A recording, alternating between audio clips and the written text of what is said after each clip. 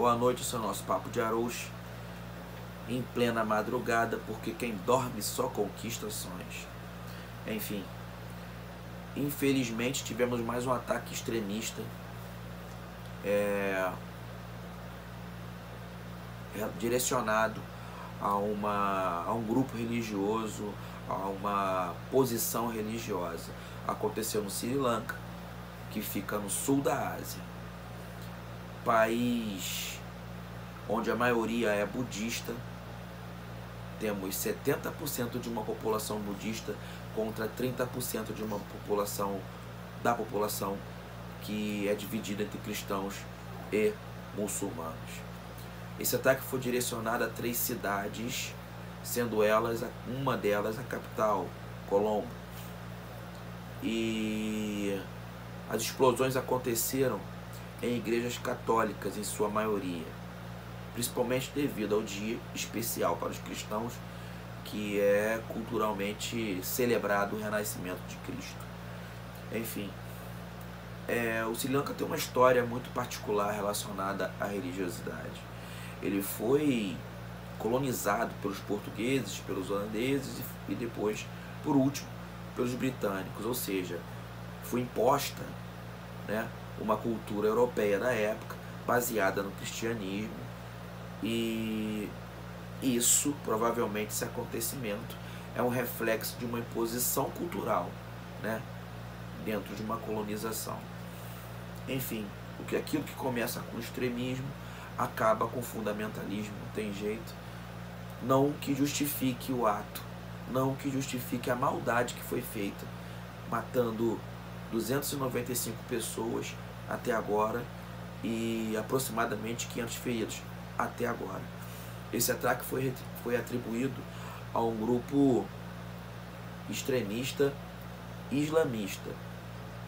Lembrando que os muçulmanos são uma minoria no Sri Lanka e nunca realizaram nenhum tipo de ataque extremista letal. Nunca houve isso. Entretanto, as autoridades locais estão atribuindo ao grupo NTJ, que é de cunho islamita. Enfim, é complicado fazer uma avaliação de quem realmente efetuou esse ataque terrorista. Um país que passou por uma revolução religiosa e étnica de 83 a 2009, justamente nesse sentido, nessa direção. Uma guerra contra dos cristãos e muçulmanos contra os budistas, que são em sua maioria. E tem um detalhe: o Sri Lanka é um dos poucos locais no mundo que possui um grupo muito difícil de ser comentado, que são os budistas extremistas. Sim, é difícil, encontrar a imagem de um monge, ao invés de estar fazendo seu yoga, e imaginar que fosse ao contrário, que seja um monge com um fuzil no explosivo, um C4 na mão. Enfim, acontece porque existe uma dificuldade enorme na atual sociedade de conseguir compreender e respeitar a diversidade do próximo, tão grande que os líderes que deveriam, em suas sabatinas,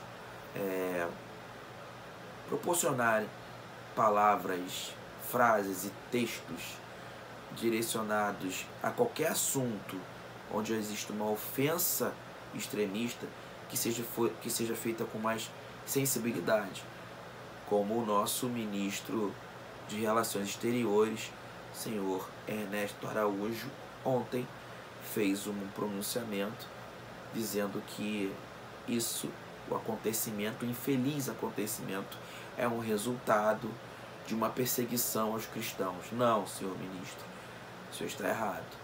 Isso é um resultado do extremismo em qualquer situação, do extremismo religioso, político, social e cultural acaba sempre, infelizmente, em crimes contra a humanidade ou genocídios. Isso é historicamente explicado. Então, direcionar só um grupo como vítima e outro não, fica complicada essa balança. Todos são vítimas, todos cometem erros, todos, quando alcançam o extremismo, passam a ser vítimas, né? Passam a procurar supostas vítimas. Um grande exemplo é em Brunei. Brunei, que também fica situada na África, que é um país de religião, de cunho religioso muçulmano, determinou que todos os homossexuais, até mesmo os que são apenas acusados, sejam apedrejados até a morte. Isso é lei. Aí, mais uma vez, percebemos a falta de entendimento diante da diversidade, uma diversidade de gênero, ok? Mas somos seres humanos, isso deve ser observado. Então, hoje, infelizmente, alcançamos essa evolução direcionada ao retrocesso.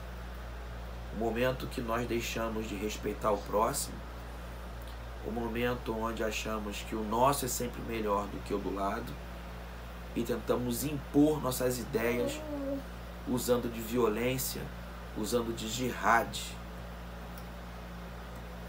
seja em qualquer vertente religiosa, usando de extremismo para tentar obrigar a outros povos, outros grupos a aceitarem nossas opiniões, sejam elas religiosas, sociais, sociopolíticas, seja o que for. Essa grande estupidez continua acontecendo, infelizmente fomentado por muitas pessoas que se dizem intelectuais e que na verdade parecem mais ignorantes, que estão voltando, retrocedendo ao início da humanidade, onde existia a lei do talião. Enfim,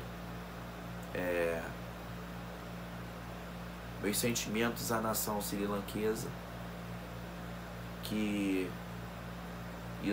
esses infelizes acontecimentos diminuam e que finalmente a sociedade em âmbito mundial consiga de uma forma ou de outra expor as suas opiniões sem ultrapassar dos outros. Esse é o nosso Papo de Arroz. Um grande abraço, façam suas inscrições, seus comentários e suas críticas.